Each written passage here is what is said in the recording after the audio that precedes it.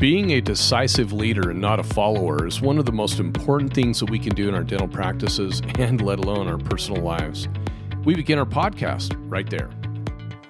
Welcome, all of you fantastic dental podcast listeners, to the My Practice, My Business Dental Podcast Show, where we help dentists profit and thrive with excerpts from the clinical business of dentistry training here at My Practice, My Business. We'll be addressing and answering questions with current trends dentists and their teams face each and every day in their pursuit of this wonderful career we call dentistry. And now the host of our show, the clinical director and president at My Practice, My Business, Dr. Rob Thorup. Over the last several months, Tracy and I have observed leaders emerge from the ranks of every type of dental team member in the dental offices that we have had the opportunity to train. Leadership is so critical to the success of any business, including dental businesses, and it's why two of our team training modules focus on leadership skills. And more importantly, it's why we take a deep dive into effective leadership skills in our office manager front office trainings. As a result of our training, I want to share some brief observations exhibited by some wonderful team members who have applied our training, and then take a closer look at what makes effective leaders within dental practices. So here's a couple of examples that Tracy and I have that we've seen it firsthand in the first half of this year. And these are only a few examples of so many observations, so I hate leaving people out. But let's just talk about these four. A dental assistant took a lead on staining and glazing crowns with their CEREC technology, and she was amazed at the level of accuracy and color matching that could easily be accomplished just with a small increase in her skill set. She took our staining and glazing class that we actually teach at My Practice, My Business, and now she trains all of her team, her assistants that are in the office, and even some of the front office team members in how to color match even the most difficult cases with her leadership skills. That makes a great leader. The second one that we observed was a dental hygienist that took the lead in upping her game with new periodontal protocols that we teach here at My Practice, My Business. She tracked her results and led the rest of the hygienists in that large group practice in purging the status quo of traditional antiquated periodontal treatment and running now with the new protocols on every patient. She called Tracy and stated how the new protocols that we taught her have had positive results on her patients she never thought possible in such a short amount of time. She led her colleagues with her leadership. The third example that we saw was an office manager with years and years of experience. Then she realized for the first time after going through our training, the success of the practice did not come from how good she was with filling the schedule or billing the insurance companies or even collecting on every account. After our training, she had an epiphany, a rude awakening, she calls it, that her primary responsibility actually in the practice was profitability and not the traditional protocols that she'd always engaged in. You can collect all the money you want. If you're not profitable, there's a problem. How we teach profitability here at My Practice, My Business is so different than what is taught in the dental industry. So our training is grounded in business principles taught by people with business degrees and not the traditional dental fluff that's been regurgitated for years. The battle in her brain consisted of that status quo that she had been taught for years and the new business leadership she now realized was the correct way to run the dental practice. And within the first week after training, this wonderful office manager took leadership of her job and simply engaged with her new sound business knowledge, got rid of the status quo. Her doc could only be so lucky to have her at the helm of his practice. The fourth one, speaking of docs, let me tell you about this doc who understood leadership. He noticed inconsistency in the presentation of one of their procedures and immediately gathered his team for a quick meeting. He accepted responsibility and took it upon himself to meet with every team member in this group meeting, and collectively they reached a solution, not him, the team. The office then re-engaged their new knowledge with a simple course correction, and they were off and running with our MPMB training on how we taught them to lead. That doc clearly engaged our leadership training by bringing his team together to discuss the new mission of the practice, gathered the facts, and trusted his team's observations over his own perceptions. And he jumped back into the battle and he led his dental team again because of their leadership skills and wisdom. Their, meaning the team's, not just his. That doc did it right. There are 3 qualities that make great leaders. I love these. The first one is understand that the team is greater than the individual. The second is learn constantly and consistently. And the third one, believe in your mission. You've got to have a vision before you can have that mission. Because a team is far greater than the individual. You cannot have a leader if you don't have a team. And teams create solutions to obstacles together, just like that doc did with his team. Teams overcome challenges together, and teams accomplish more than the individual could ever hope to accomplish. Leaders both lead and follow their teams. They actually become what we call servant leaders, one of the best ways to be a leader. Learning constantly means great leaders learn in classrooms and refine their leadership with hands-on experiences at work. They know how to apply effective tactics, and more importantly, they disengage in ineffective tactics, or what I like to call the status quo. They know how to apply effective tactics and disengage when things are going wrong. Effective leaders are not perfect. They learn and grow every day. They have experienced a wealth of valuable knowledge from lessons learned, and they admit to their mistakes made. They desire to pass on lessons learned, teaching not from a position of superiority and authority, but they teach with humility and selflessness. Believing in the mission, what does that mean? It means effective leaders are required to believe in the mission of the company with an unyielding desire to achieve success, even when they're surrounded by Yanindis or doubters or naysayers or status quo people and others who question whether success from the newfound experience and training is even possible. Who are those Yanindis? They're the people that say, yeah, no, I'm not doing it. Yanindi and status quo are pretty much the same. Effective leaders lead successful teams that accomplish the company's mission, and ineffective leaders don't accomplish the company's mission or anything. Effective leaders are not driven by egos or personal agendas. Docs, office managers, dare I say hygienists, and head assistants. They simply focus on the business's mission and how to accomplish it. They understand they may fail, no matter how experienced they are, because they know they might not have all the answers to life, but their mistakes have provided them the greatest lessons in life. Mistakes have humbled them and have enabled them to grow and improve. That was what the assistant told me when she first started staining crowns and took our course. She's like, yeah, the first few didn't turn out as perfect as I wanted them, but I got better and better, and now I got it. That learned humility has taught them how to overcome mistakes that they make constantly, which we all do, but we just try to achieve and create better plans for success. Why is leadership important? It is the most important factor with any dental practice, which happens again to be a business. By leadership, we're not just talking about the position like the doc or the office manager, the head hygienist, the lead assistant. Crucial leaders are found at all levels within a business, just like the doc found out when he met with his team to solve a problem. Each and every dental team member plays an integral role in the success of the practice. All must bloom where they are planted within the team. Leadership must be found at all levels because business decisions affect the entire team at all levels. Everyone on the team is smart. Everyone on the team is creative and free-thinking individuals who have something to contribute to the team.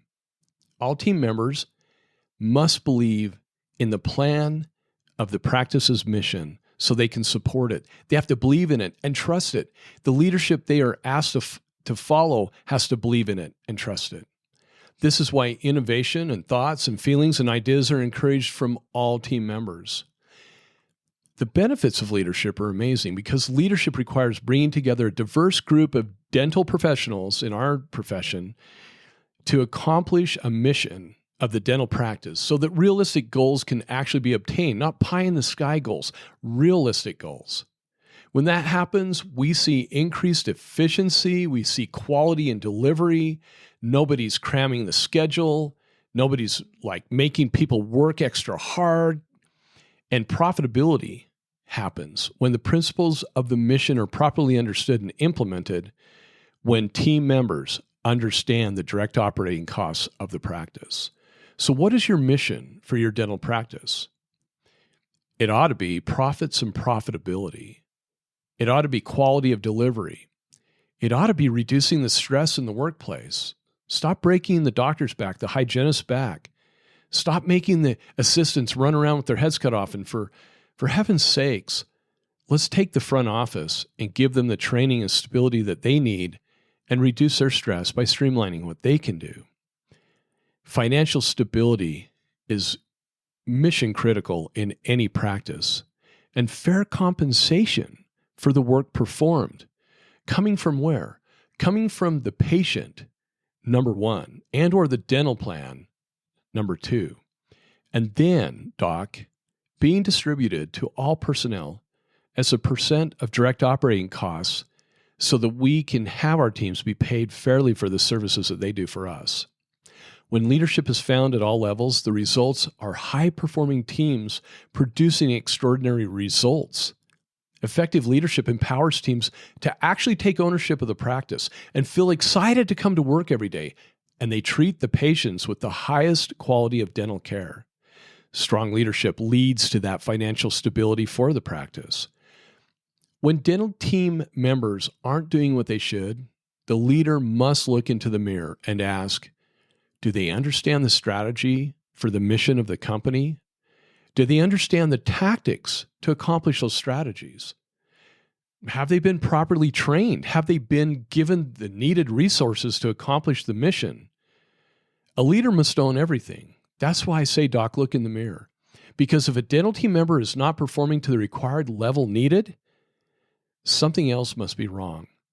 Leaders must train and mentor those people if they're not hitting that level of performance. And if they continue to underperform at the office and they don't improve, the leader has to make a tough call and terminate that underperformer and hire someone who can get the job done.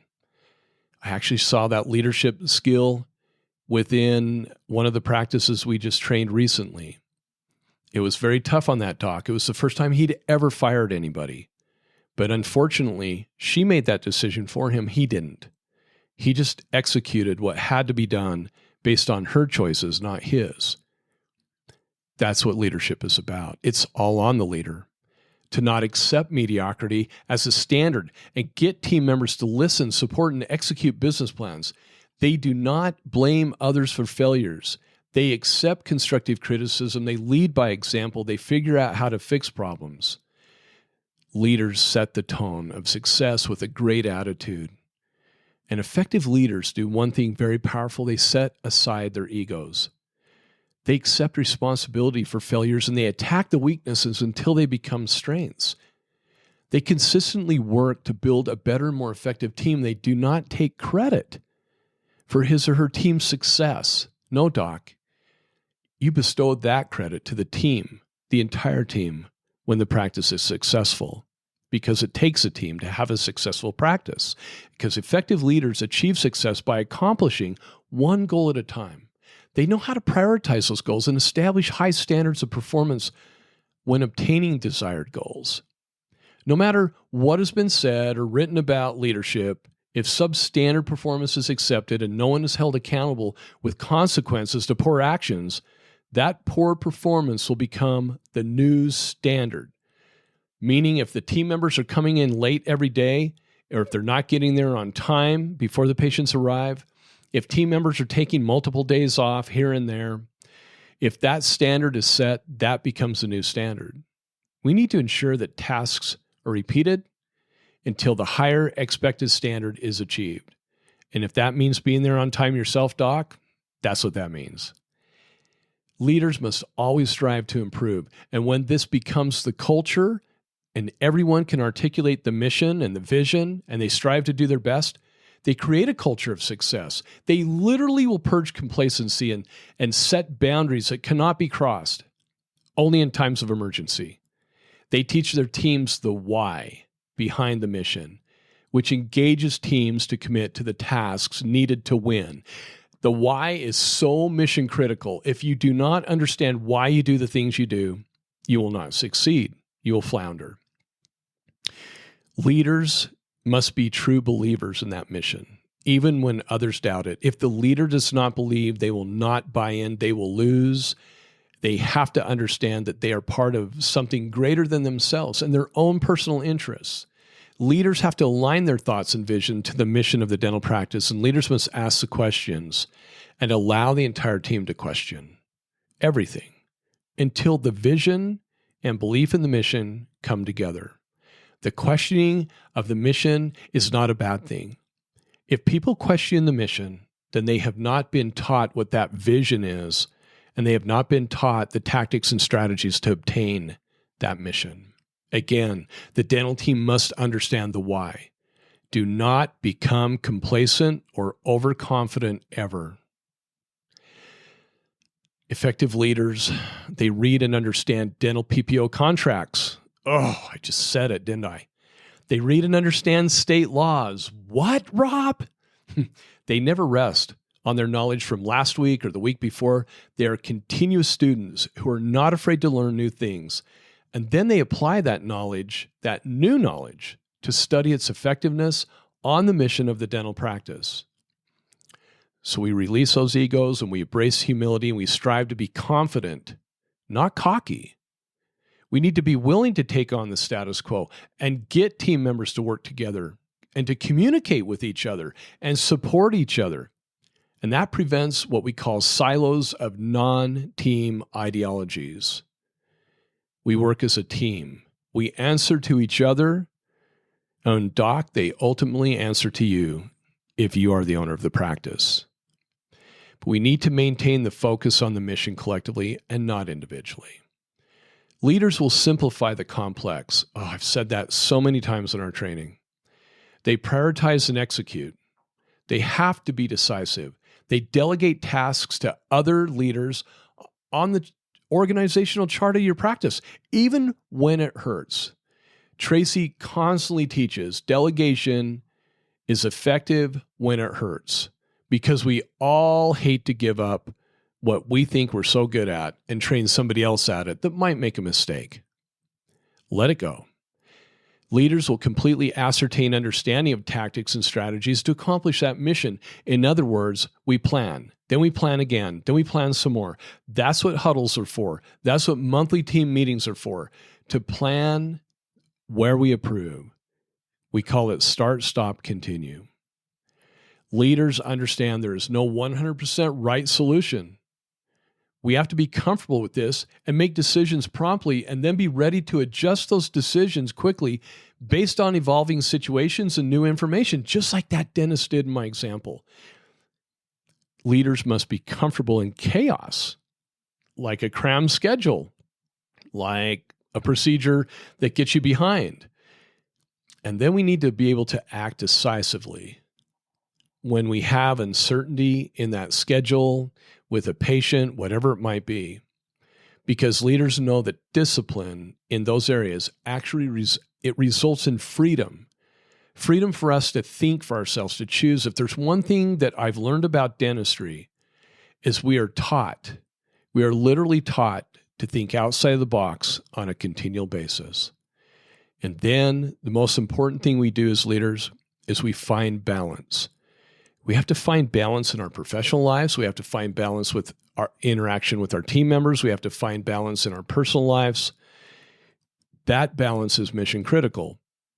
And by leading with the things that I talked about, it helps us make fewer and fewer mistakes, and it keeps us on the cutting edge of dentistry, and it keeps our practices live and vibrant and profitable. Leadership is one of the most important things that I've ever seen in dentistry. It's the most important thing in life, and it's something that's completely overlooked. Thought leadership is what we are talking about here today. Thank you for being with us today. Since 2006, My Practice, My Business has been teaching dentists and their teams business skills, dental insurance contractual protocols, and state laws governing how to profitably bill patients fairly for the need-based services they provide. What's more, we guarantee our training, unlike other dental consulting companies in the industry. Simply stated, if you don't increase your net revenue, we don't get paid.